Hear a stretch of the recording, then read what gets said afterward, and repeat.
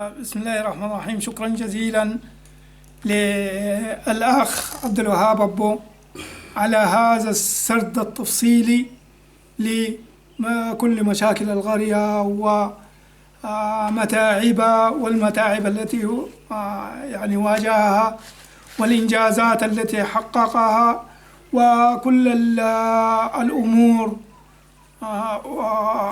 وضع النقاط فوق الحروف فأصبحت واضحة وضوح الشمس في كبد النهار، وما في حد تاني عنده عذر إنه يتكلم بدون معرفة. أي واحد عايز يتكلم بناء على العلم بالشيء، لا من واقع ما يسمعه من إشاعات وكلام إعلامي مغرض ولها أهداف معينة ولها أجندتها الخاصة. وجزاكم الله خير وشكرا جزيلا، والحمد لله رب العالمين، والسلام عليكم ورحمة الله تعالى وبركاته.